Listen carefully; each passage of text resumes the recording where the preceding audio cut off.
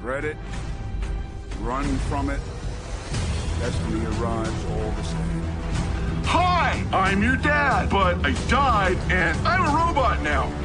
Hi, I'm Peter Parker. Hey, Peter Parker. You got something for me? My mother always tells me to smile and put on a happy face. Don't freeze. I never freeze. Guys like you give Metropolis a bad name. Oh, mother lurking. Live. What's up, guys, and welcome to the DC vs. Marvel podcast, where we talk about the latest DC and Marvel and other comic book movie news. My name is Uz, aka Uzi Man Diaz, and I'm your regular DC fan. And once again today, welcoming Ed, aka Eddie Brock, represents the red corner of Marvel, man. How you doing, bro? The side of love, the side of continued.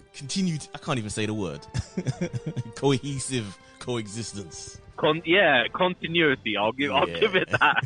I'll give it that because from my side, I don't think they know what continuity actually means. Full stop. No, I just gave up. It's just like, what in the actual hell is going on there, man? Yeah, guys, I hope everybody is okay. I know it's a bit of a testing time at the moment, but I know a lot of you people tune into us for some levity and amusement, and trying to forget what is going on in the outside world. So we'll try and bring you that throughout the course of the show there today, man. So the fact that everybody is at home, it makes it quite difficult to say what we've actually been up to, but I'm going to ask you, man, what have you been up to in the world of DC Marvel comics in the last week? I don't think I've done anything, if I'm honest. Like, even when I've been piling up digital comics on my my tablet, I'm a bit of a hoarder. I have a bit of a hoarder mentality, and I seem to enjoy that more than actually getting around to actually reading things. So I'm just there piling up all this collection. Rather than just sit down and actually read one of them, I just seem to enjoy the hunt of finding little things like, oh, I remember this one. Let me get this. So you're one of those people that we talked about last week. He basically collects the books and he doesn't read them, basically, so right? Bad. I did start reading The Boys. I decided the itch waiting for this new season, so I thought, let me just have a little peek at the comics. Just a little peek, just a little peek, just a little peek. So you've seen how raw the comics are. Oh yeah, way more raw. Oh man, I do like what they've done with the show, how they've managed to condense so much of what happens in the comic books and make it just a lot more fast moving. But some of them characters, like the one that's like Batman, it just keeps. Oh yeah. He's the most comical character, man. Absolute comedy character. Obsessed with his version of Robin's ass, man. Yeah, so much so he sends him away. That's the thing, man. It's just absolutely. That is just such a hilarious. Oh, Tech Knight. Yeah, Tech that's Knight, his name is. That's it. Oh, it's just so funny, man. Just the way that this guy basically lambasts every single character is just hilarious, man. Once it clicked in my head, 'cause it didn't click straight away. Once it did, I was like, oh my god. I think it was around the time he was trying to plead him with his butler not to, his version of Alfred not to leave. Exactly, because Alfred's like, look, I can accept many things, but that is just that's going too far now, mate. You know what I mean? That is the thing, man. That is the problem with the Tech Knight. So yeah, this is hilarious. But the thing is, like, if they brought all the stuff from the Boys comic book actually into the series, it would start to be quite slapstick, I think. It would be like multiple. We would have gotten the actual main story wouldn't have moved hardly anywhere in the time that we've got one season. It'd be like 2 or 3 books. Yeah, exactly. But that's the thing. I mean, they have the potential to. It looks like they're going backwards and forwards in time. So, they have the potential to extend this whatever way they want now. They've kind of, sorted that mission out, man. But are you finding it's like there's a lot of stuff that I'm looking at, and I go onto Netflix or I go onto Amazon Prime or whatever, and I just think, yeah, I want to watch this, and then I start doing it, and I think, oh, I can't be bothered. I really cannot be bothered to watch this. That's the problem when you have too many options. You kind of I don't know what it is. It's something that just hits when you have so many things to watch. You just don't want to watch anything. Yeah. And it's crazy. Yeah, because obviously now they're thinking, right, okay, everybody's at home. Let's hit them with a ton of options, so they can, watch whatever the hell they want. But it's just like, I just feel like, I really can't be bothered to kind of watch. I watched Angel Has Fallen yesterday because I was just like, I need something totally light-hearted that is just gonna, just Thank stupid. you. I was on the other podcast on Vulture Network talking at the movies. Those guys were giving me crap for not wanting to watch heavy things like the new season of Ozark. I love Ozark. It's a great show. I was looking forward to this, but with everything that's going on, I kind of only seem to be in the headspace where I can watch lighter things that I don't really have to completely focus on. It's just just that's the thing.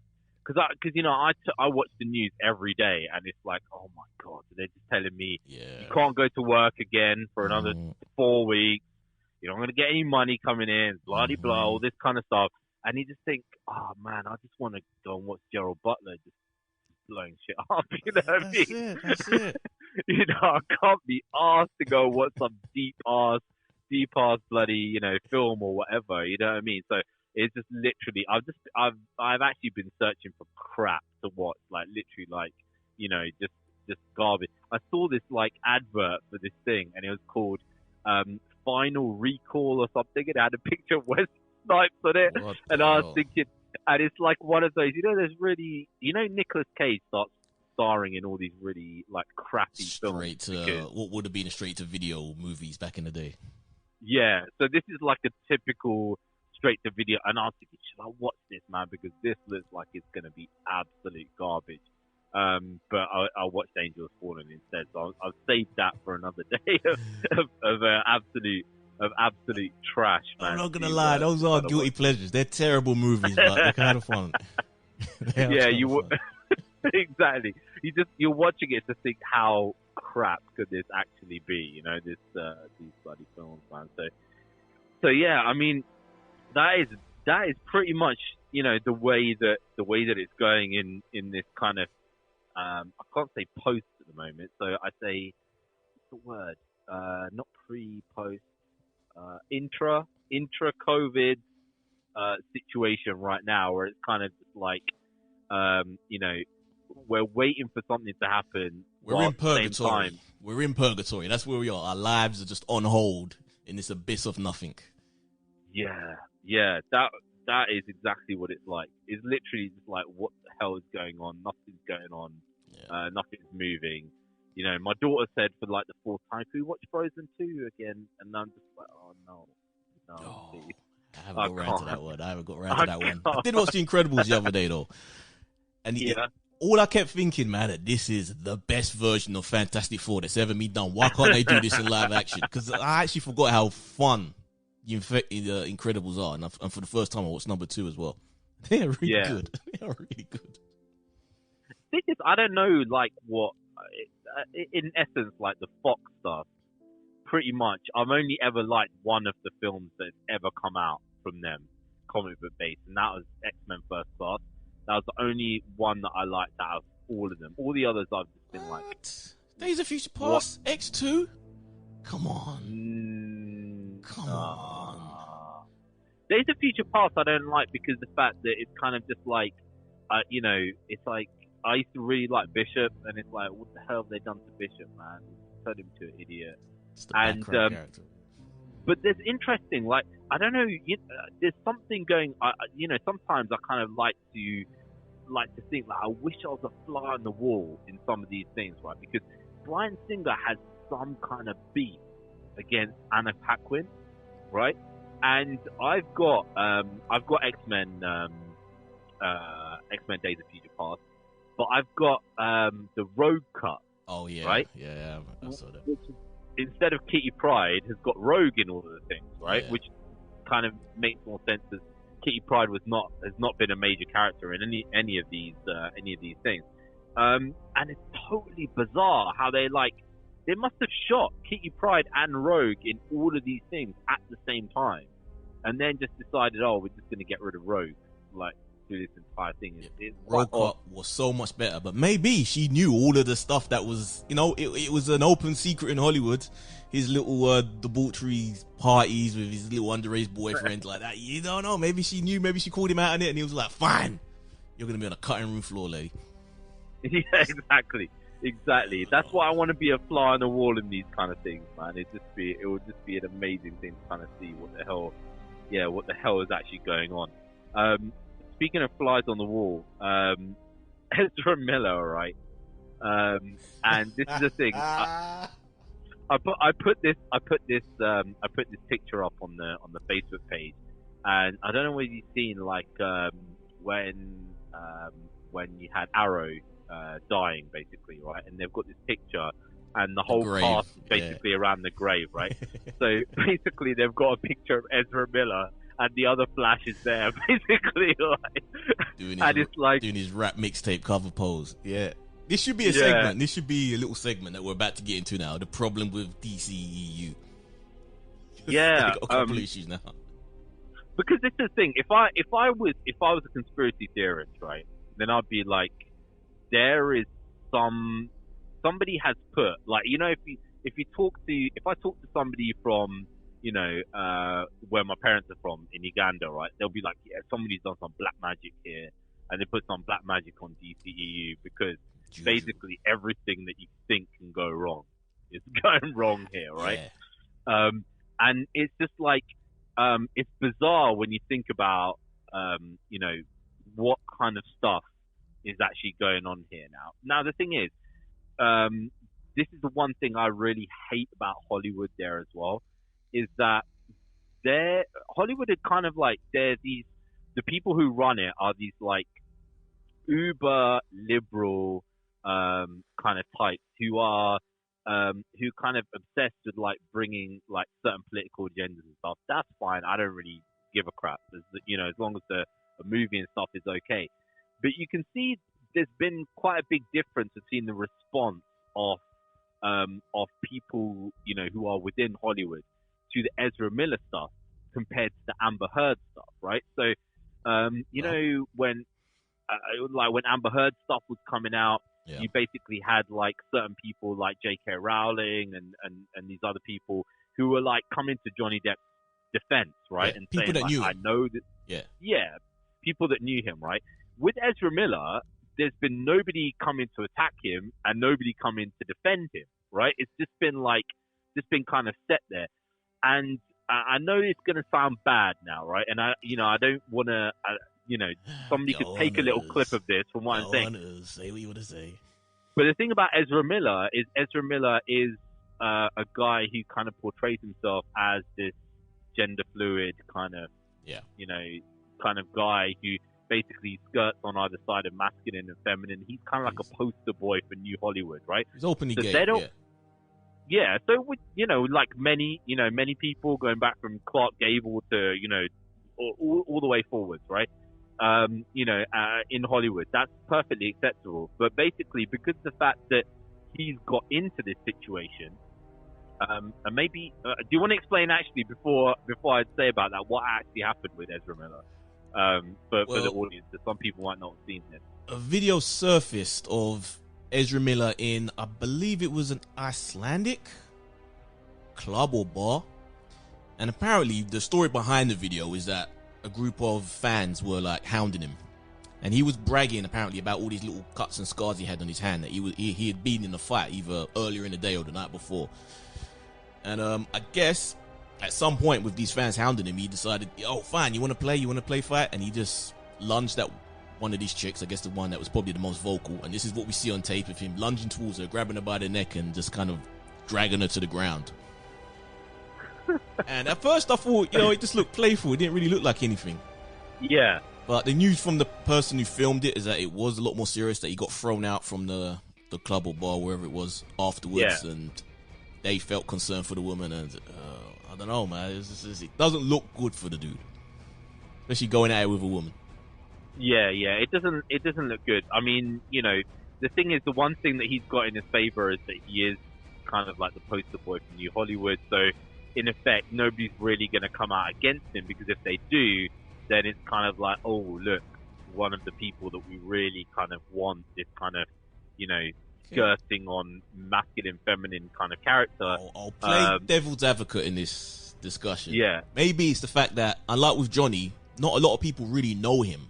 People who are already established, because he's still pretty new. He's only really appeared in a lot of, you know, small indie projects. So maybe he doesn't really have those influential friends who could speak up and be a voice for him. Yeah. It could be that. Yeah, you're right. I think you're right. I mean, the thing is this, though.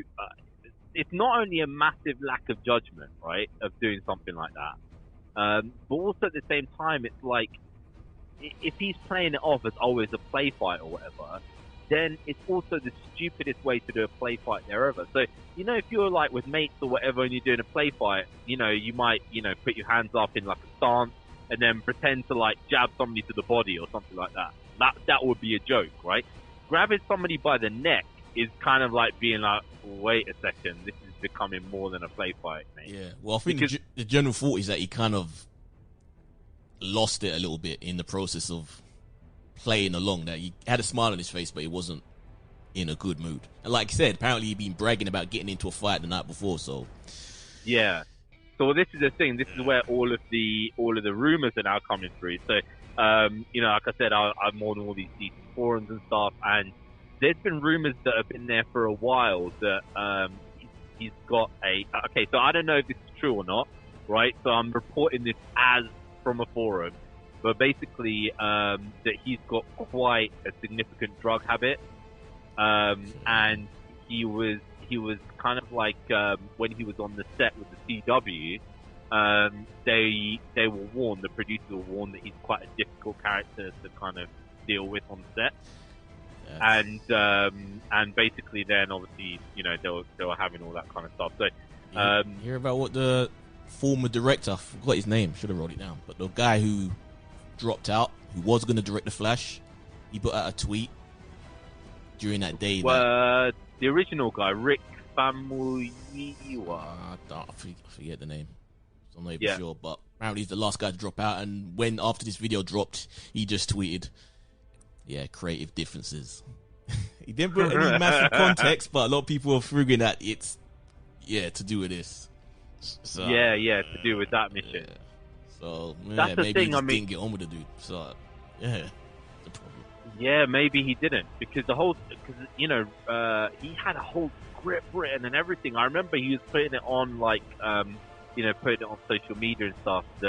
And he put this picture of a Flash Funko Pop toy on top of his script, and it's like script is done basically, right? And you know, it was basically all the narrative of that was that they didn't like it because of the fact that it was going to be that there's crooked cops or whatever, and basically like Flash is trying to sort out the crooked cops and stuff like that, and there was all that kind of, you know, Black Lives Matter and Blue Lives Matter stuff going on at the same time. You can't. I don't. It's like you're saying. I don't mind when they try and be responsible on a social level, but when it gets to a point where you start screwing around with scripts that could be good, because the guy works with the police. Barry Allen works with the police. It makes sense that you want to involve them in the story somehow. Yeah. So to get all cold feet about that, it's because of it's silly. Come on. Well, that's the thing. That was the narrative, that basically they didn't want to do it because of that. But then the question is, was that the truth, or was it the fact that he couldn't work with Ezra Miller? Yeah. Right. And then Ezra Miller was being like, nah, I don't want this. Because he was saying that about the new Flash script there as well. Like he wanted a Flash script in this particular way, and you know, he was going and working with who was it? Grant Morrison, and you know, was saying like, you know, I'm working with him on a script, you know, for the Flash and stuff like that. And obviously he wanted a particular form of Flash to come about, and you know, I don't know, maybe he was getting too big for his boots there, kind of thing. But we'll keep an eye on that, and we'll see if anything does happen with that, because it seems like he's, they're saying he's not going to get any prosecution or anything like that there at the moment. So I don't know. Yeah, well, I guess because it happened in Iceland, it's a different culture, innit? Doesn't have that sort of Hollywood. You sneeze on someone not sneeze, probably ain't nowadays a good an example, but you so much as look at someone and you can get sued. Iceland don't really go for that. So I haven't heard nothing from the woman. She ain't stepped forward or anything, but like I said, it's not really in their culture to make an issue out of these sort of things. So maybe they just forgot about it. Yeah, so for one person who is not really having anything done about that, to somebody who potentially could be in deep crap from what is going on, is Amber Heard, man. Yeah. And this is the thing, like, I don't know, man. We obviously, like, all of us, we like, text, on the WhatsApp and all that kind of stuff, and send like, movie news and all this kind of stuff. But when I'm seeing like how many, like, hundreds of thousands of texts, like, Johnny Depp is saying that have been sent, and like between him and Amber Heard, and like phone calls that have been recorded, like hundreds of hours of phone calls and stuff like that. This was a screwed up relationship from flipping get-go, right? Before this, like, I was hearing stories about Amber Heard before these allegations even surfaced. I was hearing from like a guy a comedian who's friends with Johnny, saying that they tried to warn him to break up with her because she was abusive, and she got arrested before for beating up her, because she's bisexual, her former girlfriend who she was with for quite a while, and she got arrested for like domestic abuse with her. So clues were there, man. It's like, God, I'm so happy. Why? Why would finally come surfaced? Get rid of her. It's totally messed up, man. And the thing is this, right? It's like, okay, so she kind of like sued him for like $5 million or whatever, right? And then basically it went to the court and all that kind of stuff, and then they reached the kind of out of court settlement kind of thing, right? And so many people believed it. So many people will cancel Johnny, get him out of whatever the Harry Potter spin-off films were, and like all this outrage.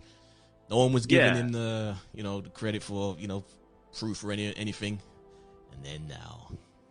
And that's the thing. So basically, like, he it was kind of done, right? It's kind of done. He was still getting some roles in minor kind of roles, and I guess that it wasn't quite working out the way that it's meant to be. Lost his Jack Sparrow.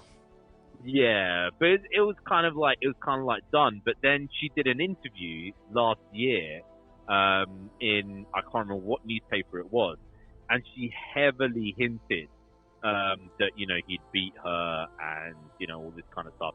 And then he's just like, sod this, I'm going and suing her. Now the joke is this, right? You can basically go. It's kind of like you can go and sue somebody for doing something to you, but if it's based on basically bullshit, and that person has got 10 times your worth, your net worth, or in his case 100 times her net worth, right? Then and that person decides to fight back, you are in the shit, basically. And that's basically what's happened to her. He's now suing her for 50 mil, right? And her net worth is 5 mil, right? So she will be completely bankrupted. Thanks to the evidence of the audio and the witness who said like the bruises disappeared. Like that, I think she did like an interview or something the next day after posting photos of her covered in bruises, and she didn't have any bruises when she turned up for this thing. It was like, come on, you got to be a bit smarter than that. And she is like, the stuff that I'm hearing about that is like, she is so batshit crazy, man. Like the stuff about that she basically like took a dump in his bed and stuff like that, right? I mean, this is this woman is crackers, mate. That is like literally like, what was that film with Michael Douglas, the bunny boiler? Fatal Attraction.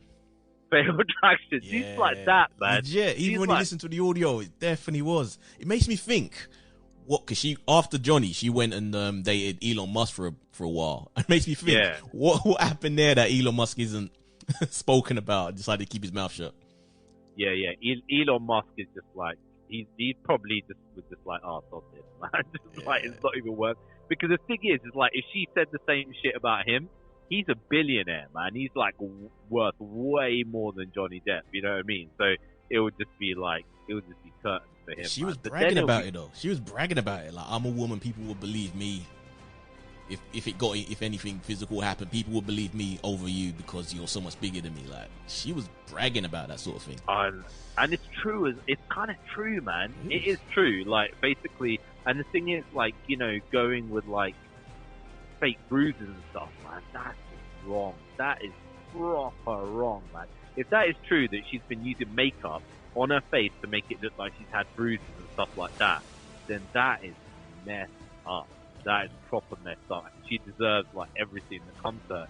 But then again, you think about it and you think, holy shit, Aquaman 2 is screwed then at that point. Because then what the hell do they do? I don't know. I don't know. As long as, you know, you still got what's his face? Momoa. Still got Jason Momoa, yeah. Yeah, because I guess, like, even though I prefer to get that, I was voting for the chick from Vikings to get it. A part of my heart wants to go for, a lot of people are talking now about giving it to Deborah Ann Woll, is it? Moles? The one who's in the Daredevil show? Well, yeah. It's a lot of people, because she got the look, but a lot of people really feel sorry for her. No, she hasn't worked for 2.5 years. And we're going to talk about her as well later, because I proper feel sorry for her. Oh, you got that story in the... Okay, I didn't see that. Yeah, we'll speak about that. Because I feel sorry for her. That is you, man. Holy Let's start the campaign, man. Deborah Ann Woll for Mira. Come on, man. She's good. She can do it. Yeah, she can do it. She was in what's it called? In True Blood. True Blood, yeah, as well. She's in True Blood. So good. yeah, she's she good. could kind of she could kind of do it, and she's pale enough to look like she's been under the sea for and with no sun for however many years. You know what I mean? So yeah, possibly, man, possibly. Let's move on to Marvel and our favorite director to pronounce, Taika Waititi. I think I've got it right this time, right? Basically, he's doing an interview on Thor, man, on Thor 4, and there was a few interesting things that he was saying in there. One of them was basically that you know, it's kind of Beta Ray Bill is up in the air, so they're not sure, you know, where they're going to bring him in. Something about basically there's going to be space sharks in this, which is just like I don't know what. I think he did something on Instagram about it where he was showing like little images as well, like concept stuff. But I think he said this will make Ragnarok look like a sensible movie in comparison. So he ain't gonna hold back on this. So don't surprise me. Space sharks. It's basically gonna be batshit crazy. And people asking like, is Silver Surfer gonna be in this? And he's pretty much said no, right? So one of the things I caught, let me just have a look and see.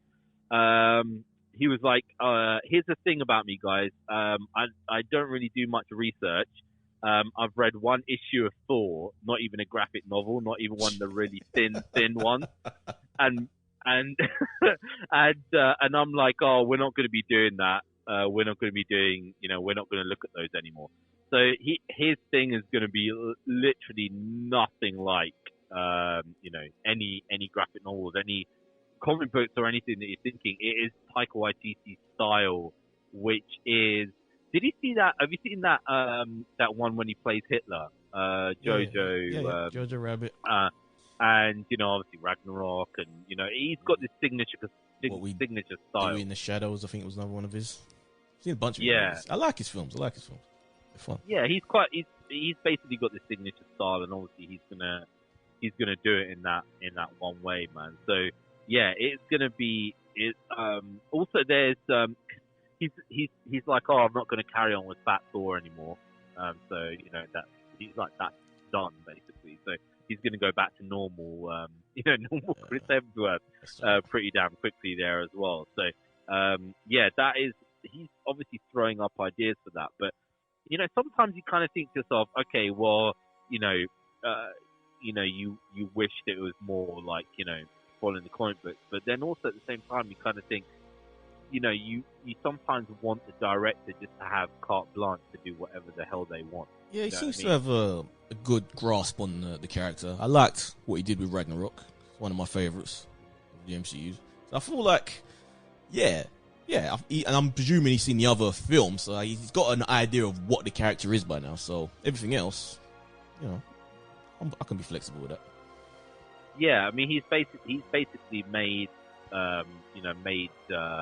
Thor into the character that he wanted, and obviously then he can just carry that on there as well. So, I mean, the thing that I didn't like about Ragnarok is basically it was just, one of my favorite characters for Marvel being, treated like a piece of crap, basically, in Hulk. But compare Ragnarok Hulk to Endgame Hulk. Come on, which is better now? It's the Ragnarok one. Come on.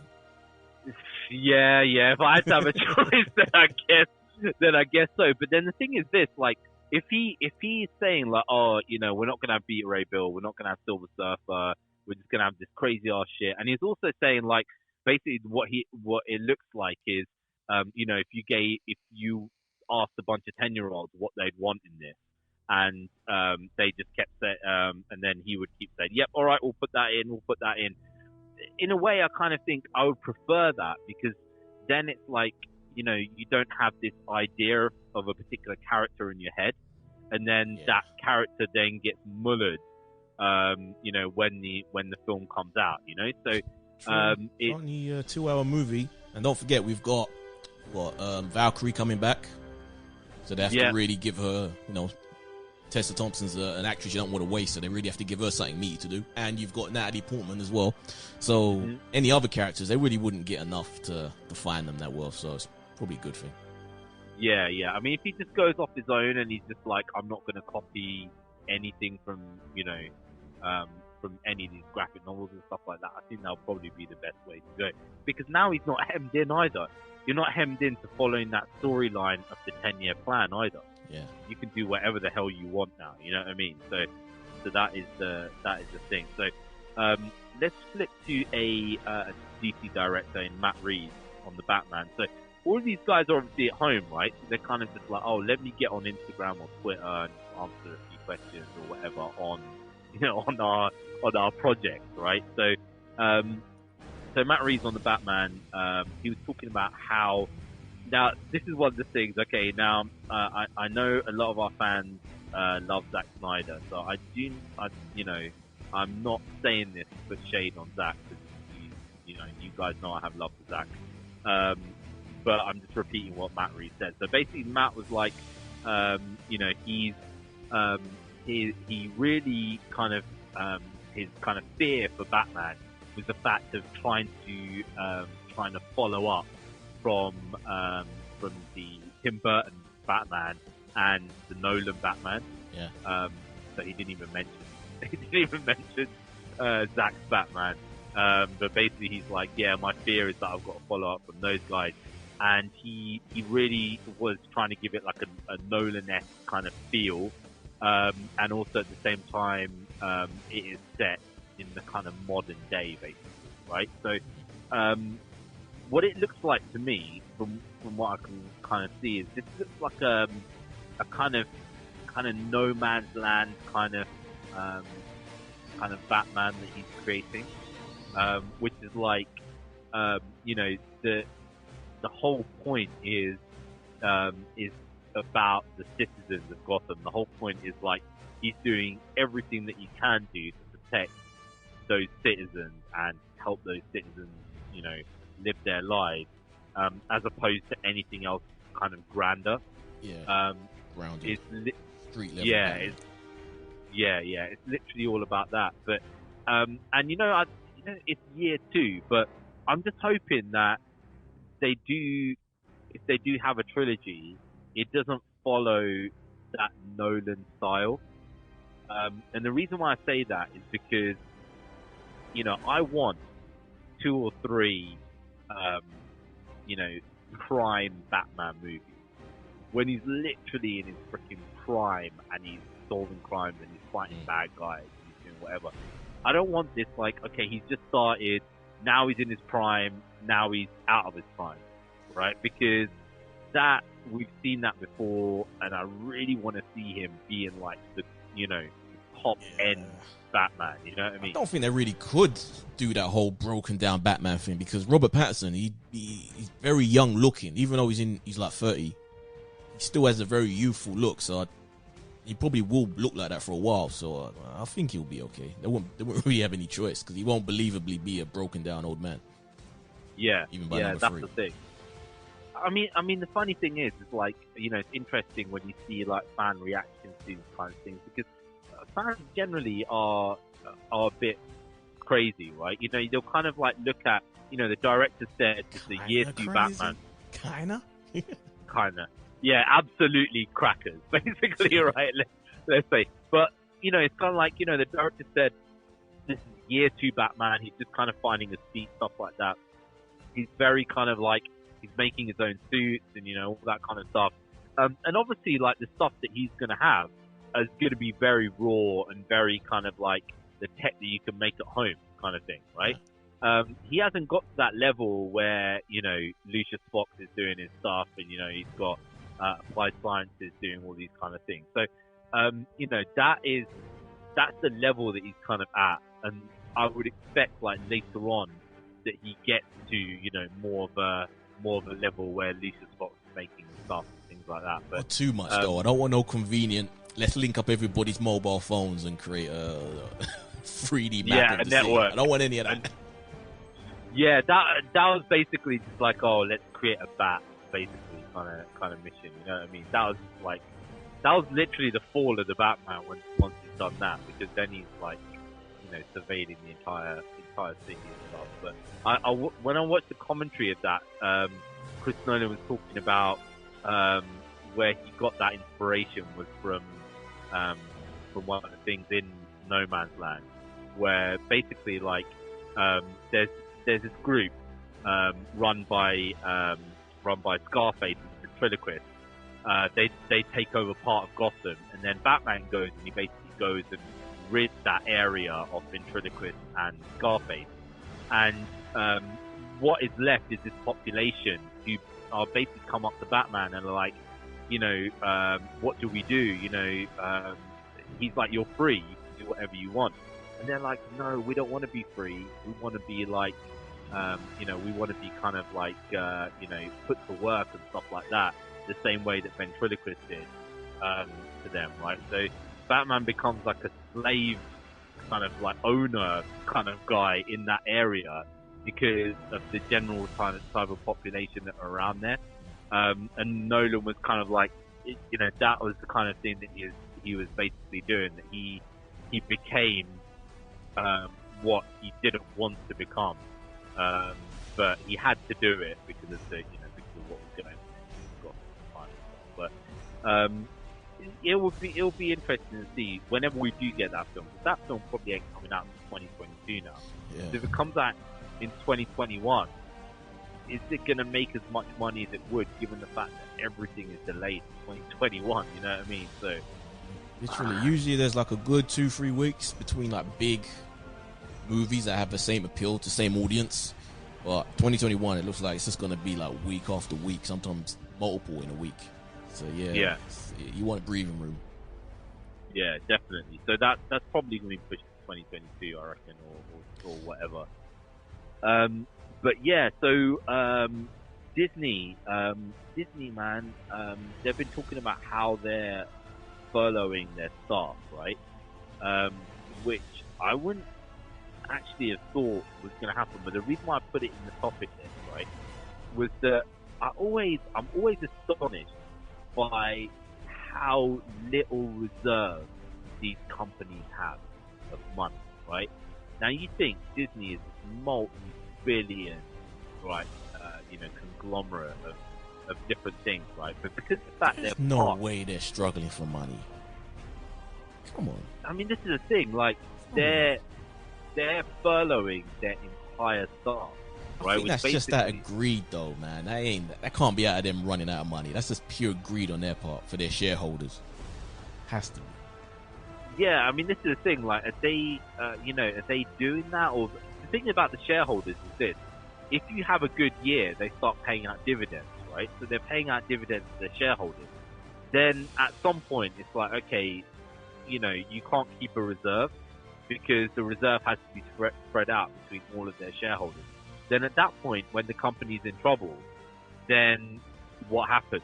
You know, do they end up in a position where they have to ask the shareholders for funding, or do they just decide, right, the government's giving some cash, let's just go and you know, take off that, which could potentially be the thing that is going on. But it will be interesting to see what is going on there, because their share price is really, really low, and I've heard like some crappy rumors from the usual garbage site saying that, you know, Apple will try to buy them, stupidity like that, basically.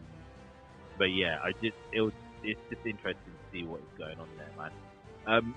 Have you you've got Disney Plus, right? Yep.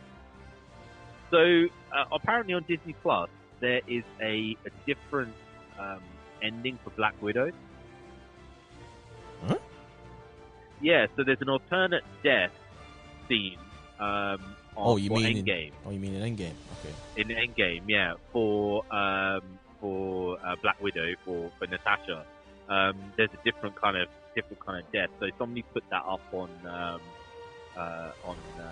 Instagram and stuff, just saying like, oh, you know, to check it out and stuff like that. Is that definitely in the actual film? Because what's actually interesting, what Disney Plus do, for anyone that doesn't have it or hasn't looked into it, is that they actually have which Netflix, I wish Netflix did, and Amazon sometimes do. They have like bonus features with the movie, so you can have the like option. The Blu-ray. Yeah, and you can look at alternative scenes and deleted scenes.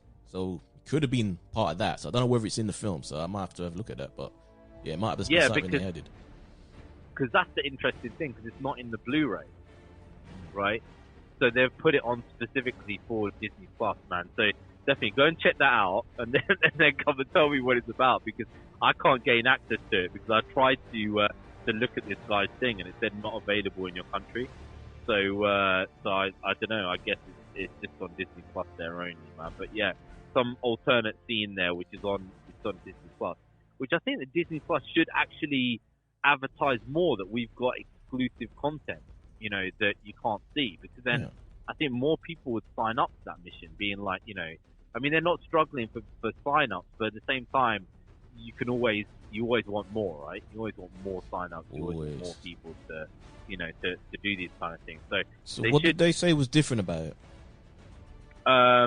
Let me have a look, see, because I can't actually view it. It just says, basically, I went there and it says alternate death scene for Natasha in Endgame on Disney Plus, and I tried to actually look at the thing, because it's on comics.com. They're showing this guy's Instagram, and I can't view it. So, okay. I don't know. I'm looking at the options now. There's one that says whatever it takes. So I think that's her and what's his face? Hawkeye. Yeah, Hawkeye. Or an Hawkeye. Yeah, so have a look at that, and then you can report back on that for next week if there is any difference, or it might just be like there's a 2-second difference or something in there or whatever. I don't know. They added a little bit on it or something like that, man. So from that, from exclusive content on, I guess, on VOD, because it's on Disney Plus, to Birds of Prey, and but you know, I do a little podcast on the DC vs. Marvel podcast called The Trend, which basically is about kind of like more the business side of Hollywood and stuff like that. And one of the things you can see when a business is in trouble is, for no reason whatsoever, they'll just slash the price of something, right? And there's no reason for it. They'll just be like, right, we're just slashing the price of this, right? And some of the times it's just to get stock off the shelf or whatever. But when you're doing it on a VOD, then at that point it's like, oh dear, there is a big problem here, right? So the VOD price for Birds of Prey has been slashed by half, basically, and it's now $6.99 for the HD version, right? Which just tells me that nobody's downloading this thing. Once news broke that what was it, Bloodshot had overtaken Black Widow for the at-home rental, then that was something that's not a good look. Birds of Prey. Yeah, Bloodshot has overtaken Birds of Prey. that's what I was doing last week. That it knocked off Birds of Prey as the most at-home watched superhero movie. Maybe that's what made them go, that ain't a good look. Let's just cut the price. Because who the hell, 15, 16 quid? Who the hell's gonna do that, man? Yeah, and that's feeding Vin Diesel's ego even more, man. Why do you want to do that? Vin Diesel is going to be like, I've got the most on-demand, on-demand film on, in the world. That's what he's going to say, because it's the last film that's actually been released in the bloody world. It's Vin Diesel's film.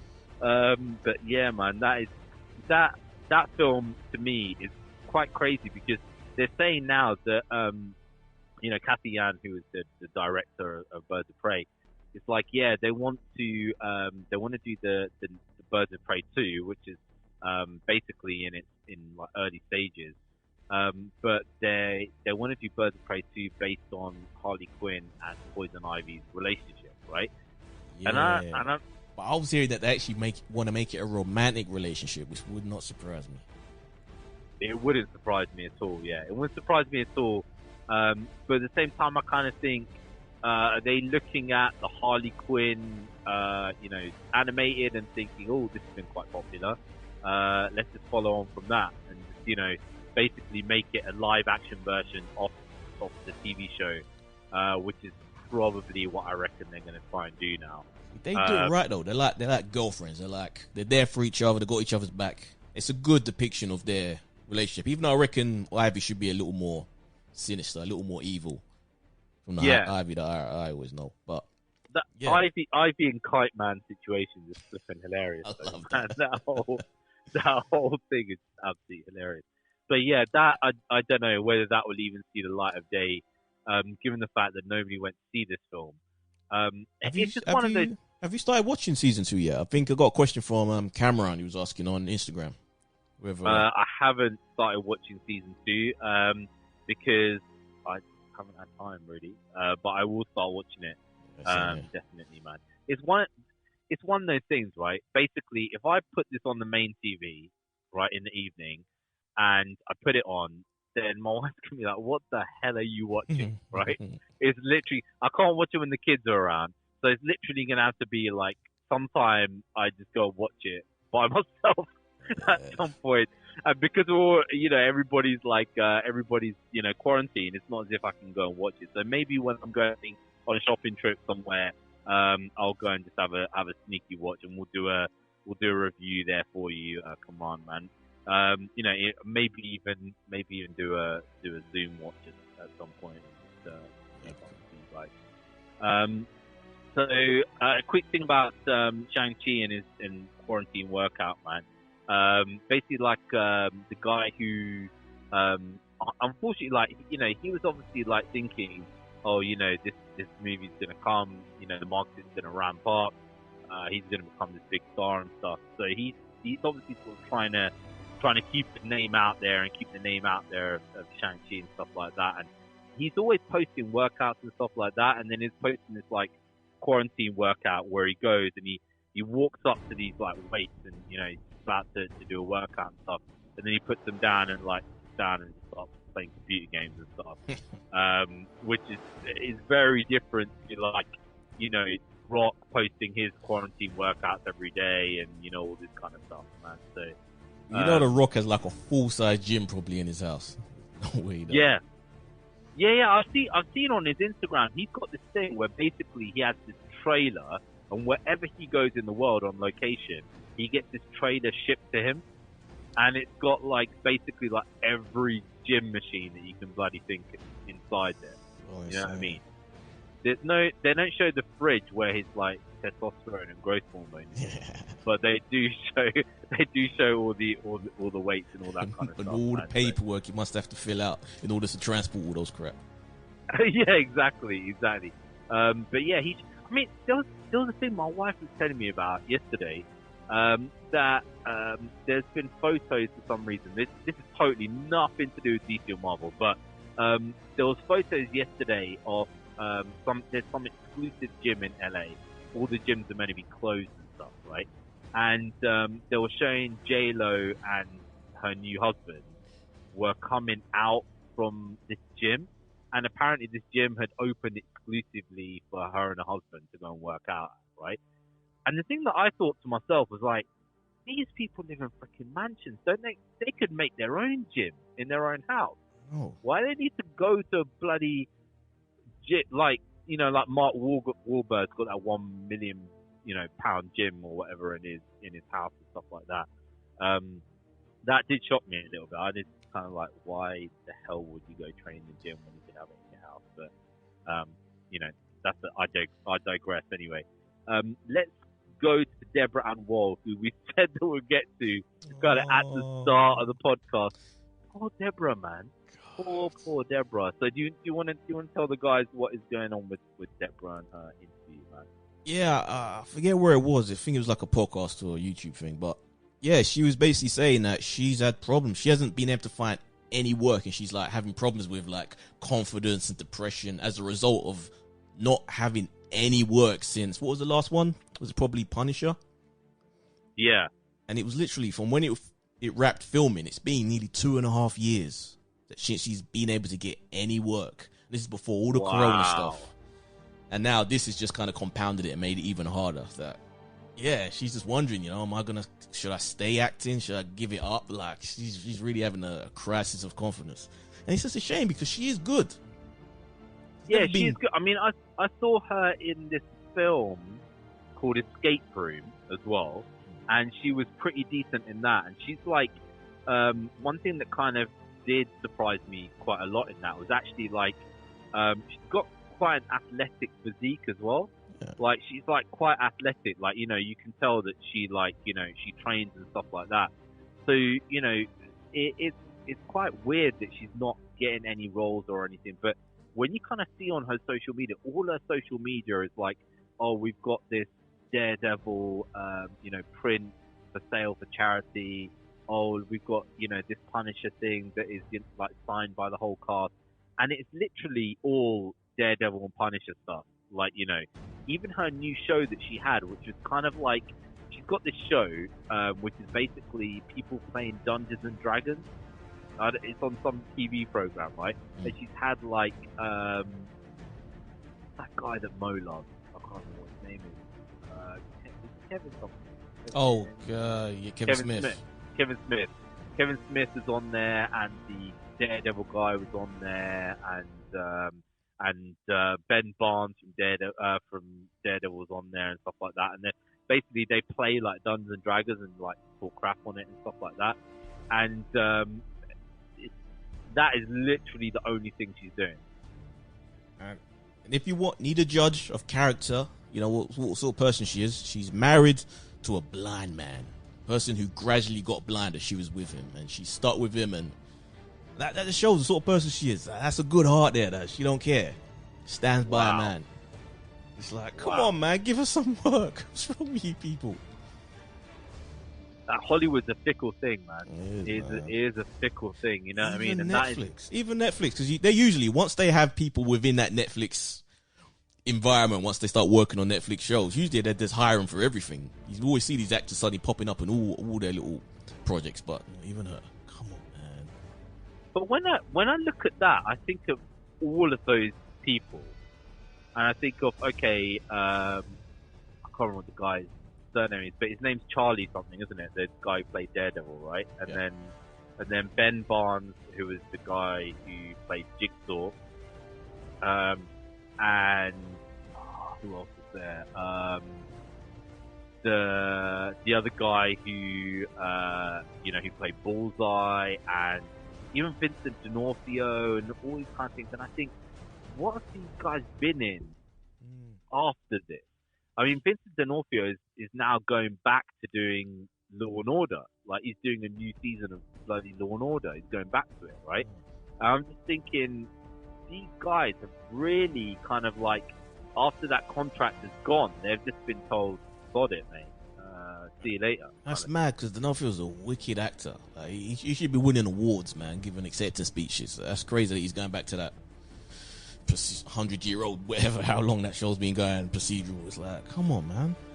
Exactly. Well, this is the thing. Like, there was, he said, right? People were asking him, "Oh, if you could play any role, what would you do?" And he's like, Lex Luthor.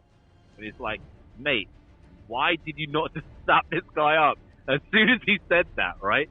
He would play the most sinister bastard Lex Luthor you could Lex ever Luthor. think of. Like, proper, like, sinister, but intelligent and scheming and, basically, like, you could have snapped him up straight away to do that, but they were just like, oh, got it, man. Standard DC, just not looking forward and just always looking sideways, But yeah, I kind of feel sorry for her because it's like, if that's your only profession that you've got, then it's like, where else can you go, man? You know what I mean? There's nowhere else for you to go, Yeah, she even said, like, she doesn't know, without acting, she doesn't know what she is or what she can do because that's just been what she's done for so long now. It's like, I'm gonna email her and tell her, do you want to come? Because you're not doing anything. Do you want to come on the podcast? We could have a chat. Yeah. So and then see. Probably too lowly for her, but still. Another thing from Marvel, Alan Yang, who is the director of Parks and Recreation. You ever seen that program? Oh yeah, love that. Funny as hell, man. Funny as hell. He was apparently approached to direct a Marvel film, and he was like, he kind of like left it up in the air as to whether he was going to go and he was going to do it or not. But what do you think of a Marvel film directed by the Parks and Recreation director would have looked like, man? It could look like anything because people forget the Russo brothers. They were doing Community. And you look at friggin' Winter Soldier compared to Community, it's like there's no correlation there. It just shows they're capable of anything, so why not? Which makes me think even more that it is just Feige's like, here's your outline. Just follow the outline kind of thing. You know what I mean? It's like, he's got the kind of outline of the way that it is, and it's just like put your spin on that outline or whatever. That's true. But yeah, that would be another place that I'd love to be a fly on the wall and see actually how much control he has of stuff. Because everything, the one thing about Marvel is they control the narrative a million times better than DC do. Like DC is just, every leak comes out everywhere, right? And then you eventually find out half these leaks are true. Too many with Marvel, crooks. Yeah. With Marvel, it's just like that one dude is like, do this. Yeah. And like, I know, guys, I'm the DC guy, right? And I'm meant to, you're meant to hate on Marvel all the time, right? You can't But do it. well, the thing is, you have to kind of say that. You know what? Say that, regardless of what you think of the films, and you think, okay, well, this is similar, or whatever. You kind of got to say, for them to have achieved 10 films, even even if you could pick on certain storylines and say this doesn't match, for them to produce a continuity of 10 years of film is an achievement, right? And I'm not going to take it away from a company to say they achieved that, because when you look at other companies that are trying to do that, you look at Universal, they did like one film, and it's just like, what the hell are you doing with their Mummy, right? Well, and it's technically like, too, because they had like that Dracula one before it, which they've kind of which was supposed to connect into it, but they just gave up on the idea. Yeah, and they were saying like that Wolfman with Benicio del Toro was meant to be some part of it or something, but I think they're just like trying to change the narrative right now. You know what I mean? So They had a killer cast. You remember that photo where they had with Angelina Jolie and Depp, and you think, wow, and it's just all gone to crap. That's another thing, man. Like, and they had Russell Crowe sitting there. Oh my god, it was amazing. But yeah, that just went to crap after like one thing. When you look at DC, like obviously DC, they were trying to make it, and it went for like 2 films really. 2 films in terms of the continuity. You could say were linked together, and then after that, it's just like just kind of just fallen on the ground, as it were. And other things are trying to do it, like Vin Diesel trying to do it with Bloodshot, whatever. The only thing that you could think that kind of comes close to that is the bloody Fast and the Furious film. But even then, like, it started grounded street racing in LA, and now it's people holding up cars and grin across. Stupid. The most recent one was just like the Hobbs and Shaw one. Just had so much unbelievable shit in it that it's just like, well, you might as well just go full hog now and just get them injected with a super serum. And well, had a cyborg. Idris Elba was a cyborg. He was Bloodshot, basically. Yeah, it just the whole thing was just the whole thing was crazy. But even with that, the only continuity is the fact that they've got the same cast going through it. You know what I mean? And that's it really. Whereas when you look at Marvel, they're kind of putting in different strings altogether. So it is an achievement, and you have to basically have one person who sits there and plans this from day one or whatever.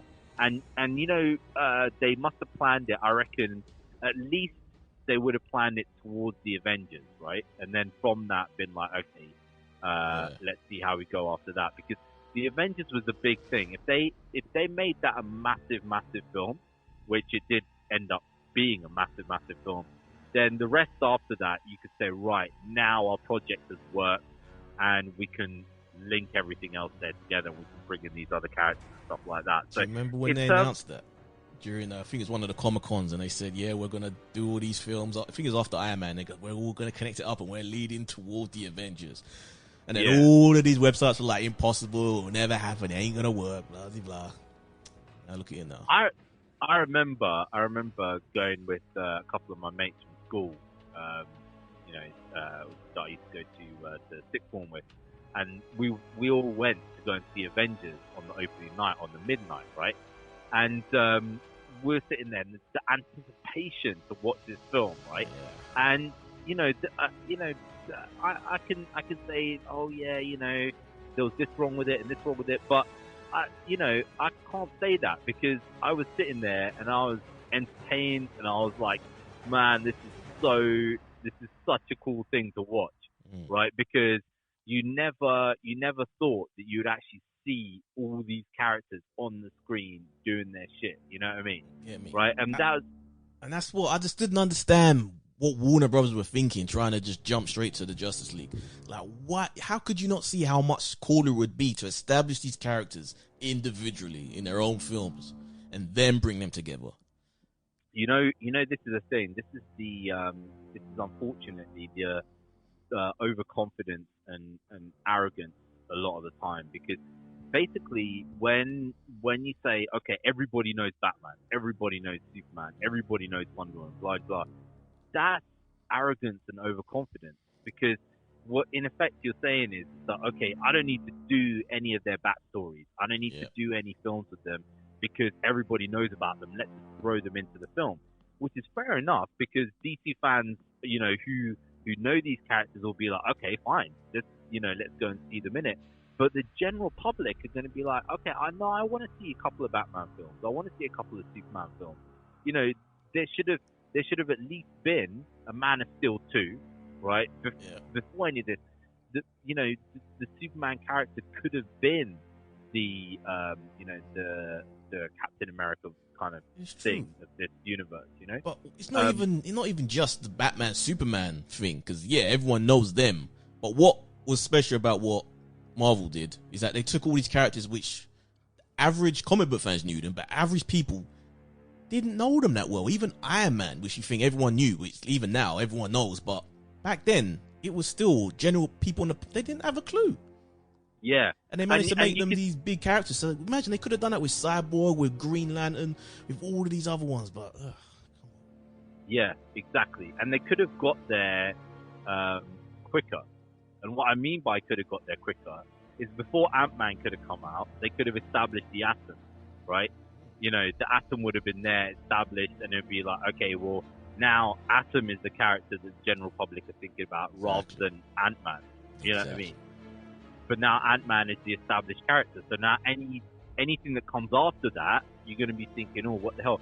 So if they bring out a Doctor Fate film now, the immediate comparisons to Doctor Strange straight away, even though they're very different characters, there's an immediate thing. Yeah. If you bring out a Zatanna film now, everybody's going to be thinking, oh, okay, it's the female version of Doctor Strange. Yeah. It's not, but that's what the general public are going to be thinking. And that's the problem with getting there in the second wave. They did get Aquaman out before Marvel got their stuff together to do the Namor one, because I think that's still wrapped up in some rights problems, but it's a shame. I would have liked to see Namor. Yeah, I mean, this is the thing that, you know, the one thing about Aquaman is, Aquaman, if it was, you know, the first hour, right? If it was just the first hour and it continued like that for the entire film, I would have written it off and just said, this is crap, this is garbage, right? But it was just the last kind of bit that sold that film there to me, because I'm crazy for like kaijus and shit like that, you know what I mean? So that was the thing that sold it. But if it continued like that throughout the whole thing, it would have been shit. I mean, when Pitbull's bloody random ass song started coming and stuff, I was just like, what are you thinking, man, bloody doing this thing? But yeah, it was just it's very, very odd. But coming from that, there are rumors that are coming out about Wonder Woman 84. That Wonder Woman 84 is basically DC's way of kind of replacing the Superman character with the Wonder Woman character. And I put this up actually on the Facebook page. That when you look at the character pictures of all of the characters there together, right? So even in the CW one, when they've done like marketing, you got Superman at the front, you got Supergirl behind him, then Arrow, then Flash, then all this kind of stuff. That's on the CW one. On the animated one, Superman is at the front, Wonder Woman's behind him, Batman's behind him, then Green Lantern, Cyborg, all that kind of stuff. When you look at the comic book version of Justice League, Superman is at the front. When you look at the DCEU promotional picture, Wonder Woman is at the front. Superman's behind, Batman's behind that. In fact, actually, Batman is in front of Superman, and then they've got Cyborg, Aquaman, all that kind of behind them. So I'm wondering if they are pitching the Wonder Woman character as being like, this is the lead character of DC. Which to me is a mistake, but I don't know. I don't know. It might be the way they're trying to do this. Does it matter anymore? Because there ain't going to be no Justice League thing. So there isn't going to be Wonder Woman standing next to Batman anymore, because that's a whole separate thing now. Like the altogether cinematic universe is gone now. So it's just these individual movies. Strictly, you can't even call it the DCU because there's no real link.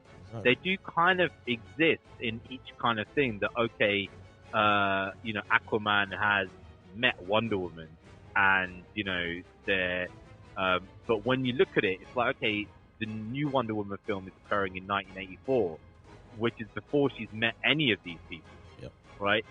So, Batman will be a teenager at this particular point. So,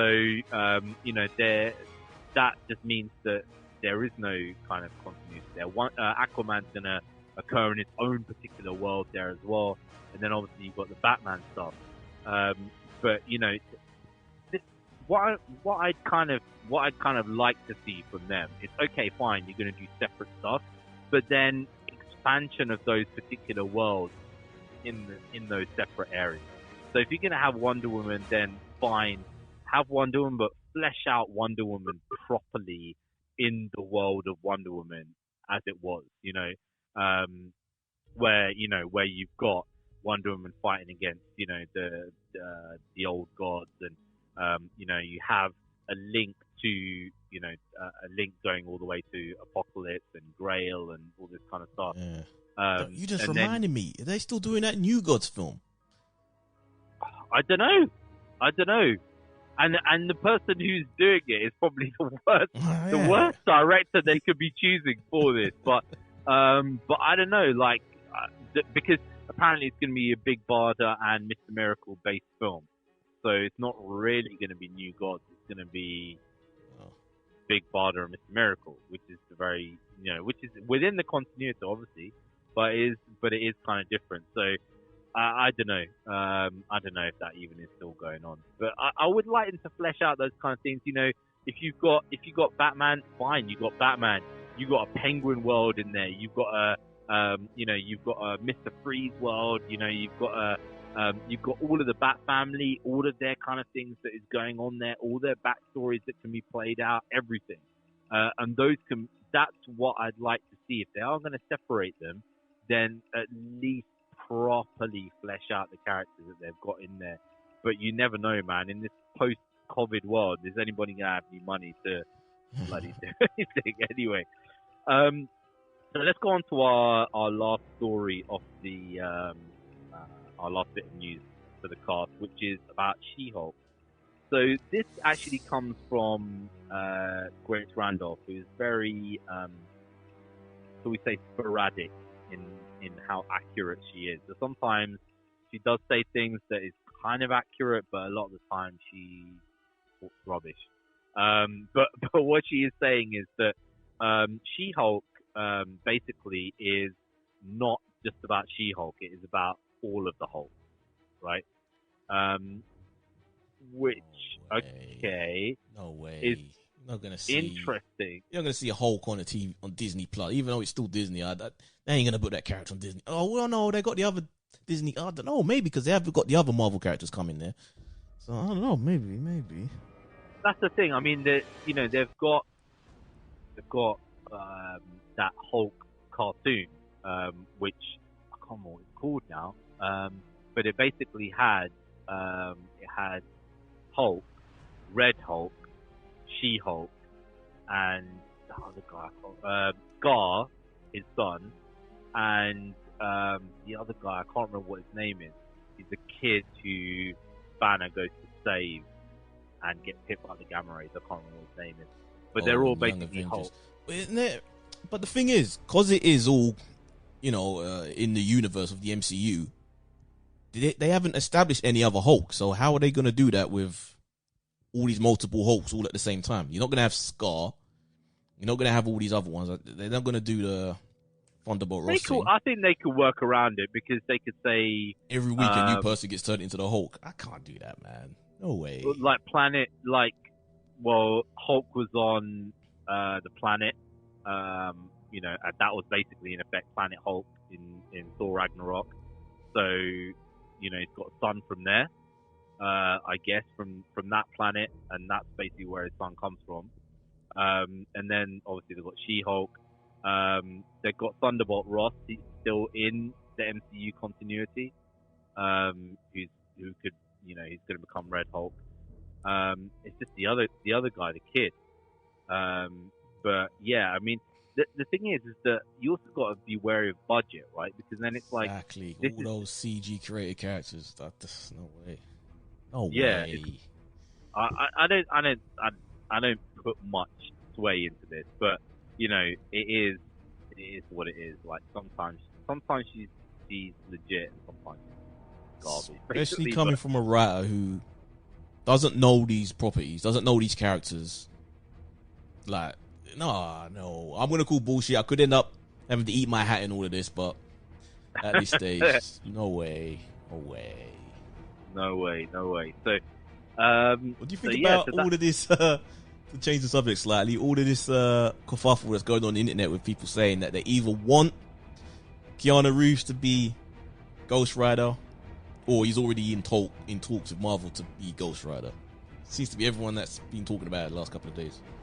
Wow. I have no idea. Him being Ghost Rider. Yeah. That would be interesting. That would be an interesting situation. I've got a shitty story about Ghost Rider. Actually, a really shitty story about Ghost Rider. My sister was the lead accountant for a company called Image Nation in Dubai, right? Mm. And she doesn't really watch any films. She only watches Bollywood films, okay? Now, basically what would happen is she would come in and people would do pitches to Image Nation, and then she would do the account. So she knows exactly how much the director's getting paid, the star's getting paid, etc., etc., right?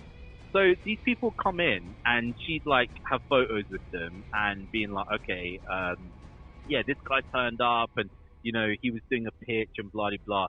So she sends me this photo, and I'm like, you know who that guy is? And she's like, no. And I'm like, that's Richard Gere, yeah? She's like, oh, Richard Gere. She's like, yeah, he turned up, you know, he's doing a pitch about some Buddha, you know, some thing about his Buddhist, what's it called, mentor or whatever. He wants to do a whole film about that. So he's asking imagination. So she's got pictures with Vin Diesel, she's got pictures with David Hasselhoff, she's got like, basically all these people come in and like pitch their stuff, right? Okay. And once she had a picture, right?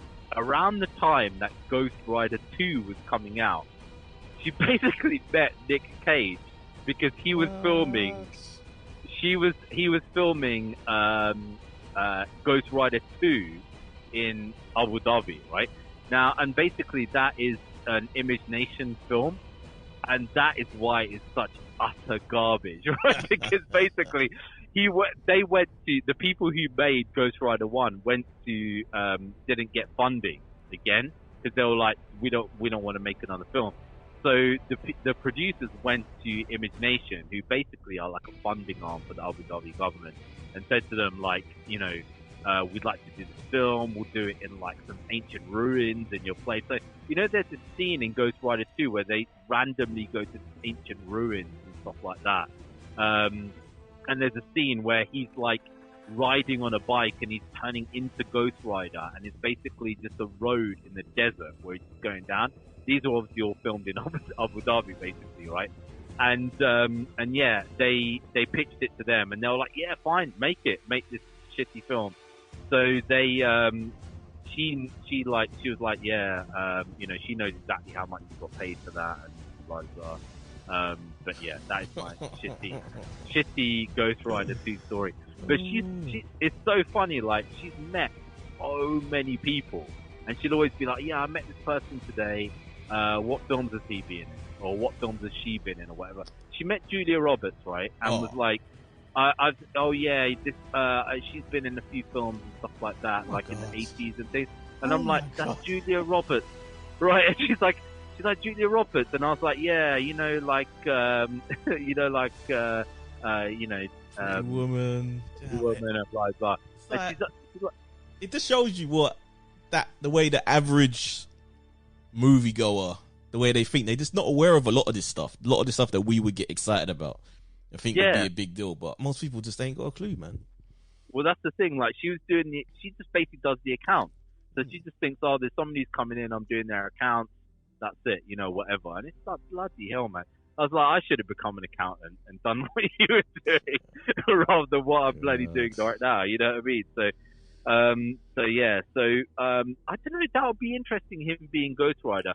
But there was things like a couple of weeks ago saying like, oh, he's gonna go and do Constantine again or some shit. I don't trust the internet one jot, man, when it comes to these things. You know what I mean? It's just like, people will make up any old crap, man. You know what I mean? So I don't know, but it'll be interesting, man. It'll be interesting. That would be cool, especially if they stuck him in like a Doctor Strange or something. You know, it's like a way to connect it to the sort of magic, mystical world realms and all of that.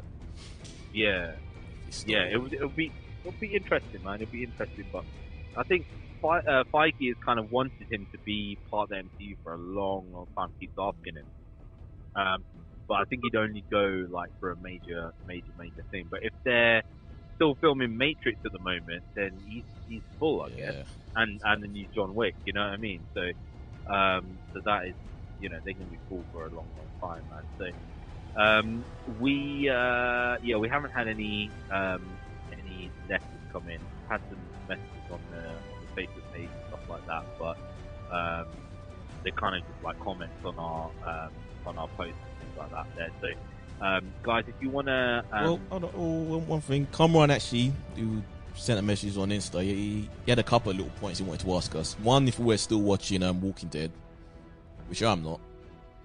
Apparently he says it gets really good by season 9.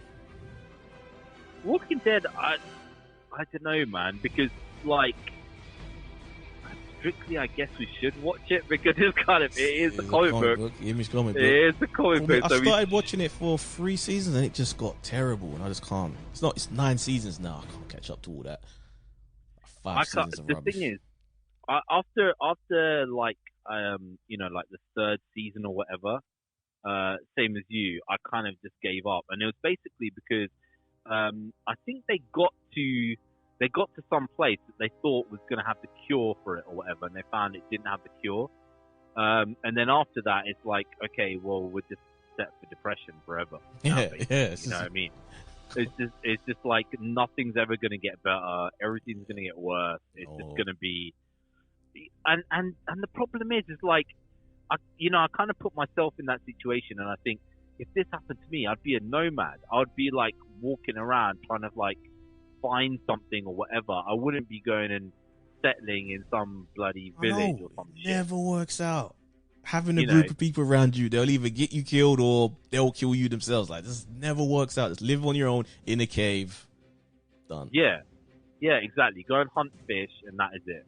And done. You know what I mean? Yeah. So it's the thing that I like the kind of different aspects of like zombie films when it's like they're kind of like trying to find a cure, or they're like they're trying to find out why is this happening and all this kind of stuff. This is just basically like, if this shit actually happens, then we'd be walking around aimlessly being like, what the hell, man?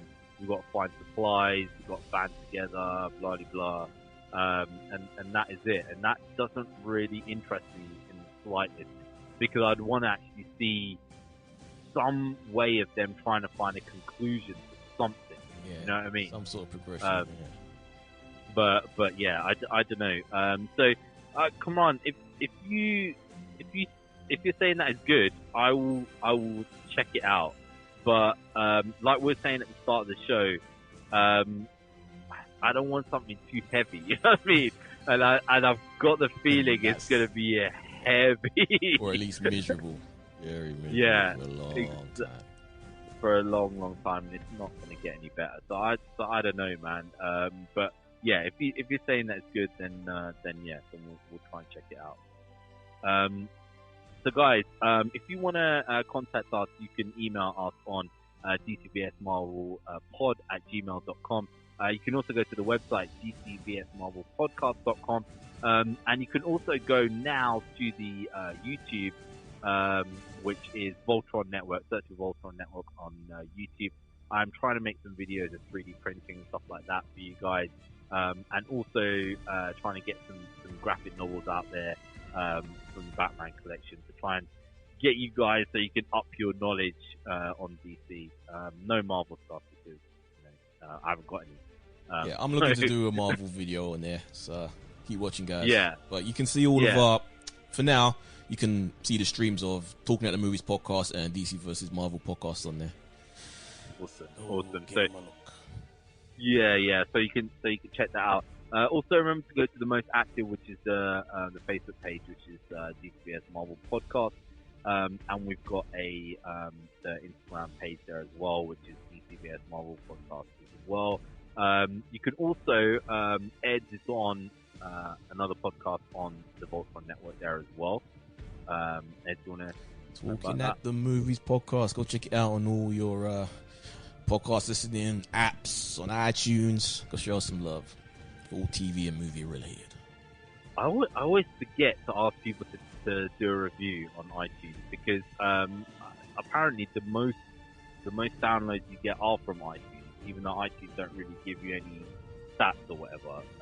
Apparently that's the kind of thing where most people get their podcast. So if you're on there, then give us a review and tell us what you think. Show some love, support us, guys. We're humble. Exactly. And watch this space. We will try and get Deborah Ann to come on at some point. So guys, we'll be trying to get you some new content there next week as well.